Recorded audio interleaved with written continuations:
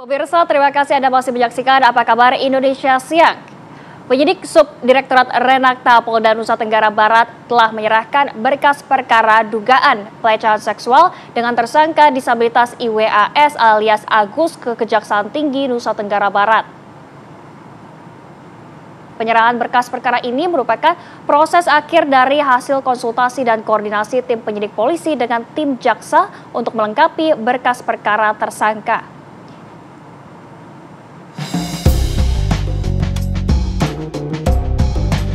Penyidik Subdit Renakta Polda Nusa Tenggara Barat secara resmi menyerahkan berkas perkara kasus dugaan pelecehan seksual dengan tersangka disabilitas IWAS alias Agus ke Kejaksaan Tinggi Nusa Tenggara Barat. Penyerahan berkas ini merupakan penyerahan terakhir dari penyidik setelah melengkapi sejumlah petunjuk yang diberikan oleh jaksa penuntut umum. Hasil penyidikan, kita serahkan hasil penyidikan, kita berkoordinasi intensif, mudah-mudahan ya, penyidikan yang kita lakukan dapat diterima dan dipenuhi untuk segera ada kepastian terhadap penanganannya. Ibu, berarti setelah ini apa, Bu? Setelah ini status berkasnya apa? P21 atau apa nanti, Bu? Jaksa nanti ya, jaksa ya.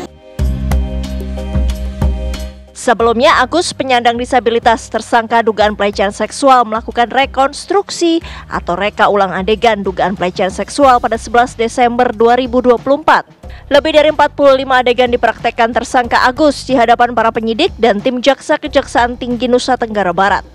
Rekonstruksi dilakukan atas arahan jaksa penuntut umum untuk memperjelas kronologi kejadian dan memastikan kesesuaian keterangan para korban dan saksi. Sebanyak 15 orang perempuan menjadi korban dan telah melapor ke Komisi Disabilitas Daerah Provinsi NTB.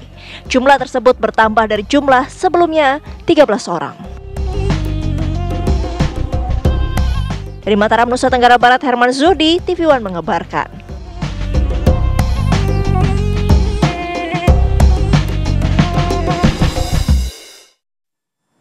Ya pemirsa, kasus dugaan pelecehan seksual yang melibatkan Agus difabel semakin menarik untuk diikuti karena korban semakin bertambah. Kita sudah bersama dengan Ade Latifah Fitri, pendamping korban. Selamat siang, Bu Ade. Selamat siang. Ya, Bu Ade, sejauh ini kan korban bertambah.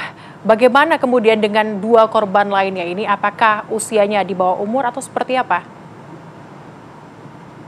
Iya, jadi total korban yang berhasil kami identifikasi sejauh ini 17 orang, artinya ada 2 penambahan di mana 2 korban ini yang baru adalah korban dewasa, begitu. Jadi dua-duanya adalah korban dewasa, di mana satunya itu sebenarnya melapor langsung ke Polda NTB melalui posko layanan yang disediakan oleh Polda NTB seperti itu, dan satu korban lainnya menghubungi kami secara langsung begitu. Tapi pada akhirnya kedua korban ini mendapat pendampingan dari kami selaku tim pendamping. Oke, Bu Ade, apakah kondisi korban saat ini sudah baik-baik saja dan mungkin bisa diberitahu kapan kejadian yang menimpa kedua korban baru ini, Bu Ade? Keduanya ini terjadi di tahun 2024. Ada yang terjadi di bulan April, dan satunya lagi terjadi di bulan Mei 2024. Jadi selang 1 bulan seperti itu.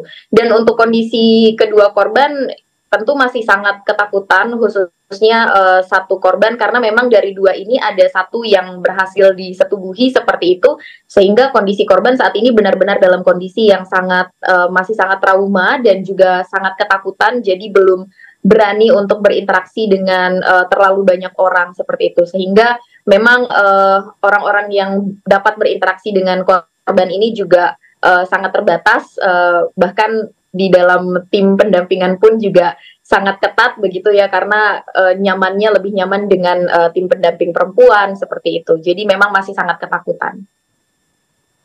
Oke, tapi Bu Ade, dari ke-17 korban tersebut apakah ada korban yang hamil begitu, dan bagaimana dengan kondisi para korban? Ya, untuk korban yang hamil itu sebenarnya ada di korban anak begitu, dan korban anak ini sendiri memang berada di pendampingannya di LPA Kota Mataram, bukan pada kami ya. Jadi karena memang kami berbagi peran, untuk kami memang mendampingi korban-korban dewasa, sehingga untuk korban anak yang hamil, diketahui hamil, itu didampingi langsung oleh LPA Kota Mataram. Cuma memang saya tidak bisa memberikan keterangan lebih lanjut ya terkait dengan korban anak, karena yang lebih mengetahui pendampingan secara langsung dari LPA Kota, seperti itu. Oke, terima kasih Mbak Ade Latifa atas waktunya pada siang hari ini, Mbak. Selamat siang. Terima kasih.